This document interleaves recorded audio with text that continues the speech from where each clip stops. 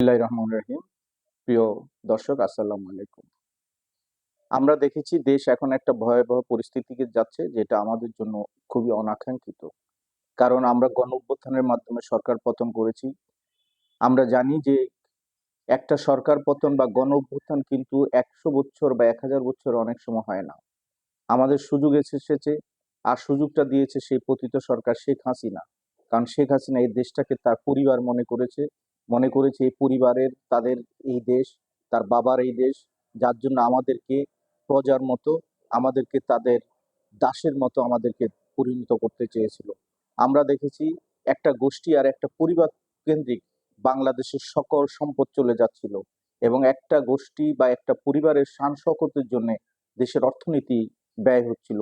তাই এই 16.5 বছর 15.5 বছরে জনগণের যে ক্ষোভ বিভিন্ন সেক্টরে, সবগুলি একত্রিত হয়ে যখন একটা কমন ক্ষোভে পরিণত হয়েছে যে শেখ হাসিনার পতন করতে হবে, শেখ হাসিনাকে ক্ষমতাচ্যুত হবে, আর তখনই বাংলাদেশে গণ অভ্যুত্থান হয়েছিল।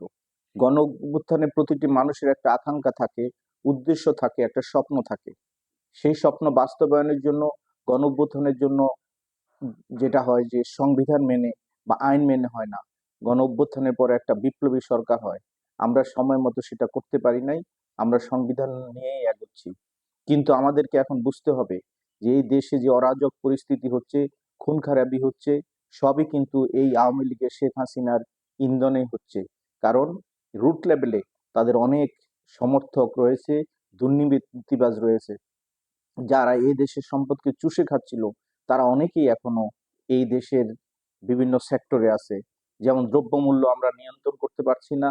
আমি বিশ্বাস করি এর 99% কারণ হচ্ছে যে সিন্ডিকেটের মধ্যে এখনো আওয়ামী লীগ রয়ে গিয়েছে। তাই আমি সকল দল মত নির্বিশেষে সবাইকে বলবো, যারা এই আন্দোলনে সম্পৃক্ত ছিল, যারা শেখ হাসিনার পতন চেয়েছিল, যারা গণ অভ্যুত্থানে অবসর নিয়েছিল, আমাদেরকে মতামত ভিলে একত্রিত থাকতে হবে। আমরা নির্বাচন পর্যন্ত নিজেদের মধ্যে একাত্মতা থাকব, এবং নির্বাচনের মাধ্যমে যে সরকার জনগণকে ভোট দিয়ে আনবে সেই সরকারের আনুগত্যে থাকব। আমি দেশবাসী এবং সকল ভাইদেরকে অনুরোধ করব, আসুন আমরা মতামত ভুলে যাই, আমরা দেশের কথা চিন্তা করি, দেশটাকে ভালোবাসি। এই দেশটা যেন আমাদেরকে হারাতে না হয়, এই দেশে যেন আবার অরাজক পরিস্থিতি না হয়, স্বৈরতান্ত্রিক সরকার প্রতিষ্ঠিত হতে না পারে, সেদিকে নজর দিতে হবে। প্রিয় দর্শক, আমরা এবার যদি পা পিছলাই পড়ি, আমরা যদি এবার সফলতা অর্জন না করতে পারি, আমরা যদি আমাদের গন্তব্যে পৌঁছতে না পারি, বুঝতে হবে যে এই দেশ আমাদের, এই দেশের সার্বভৌমত্ব নয়, এই দেশই আমাদের থাকবে না।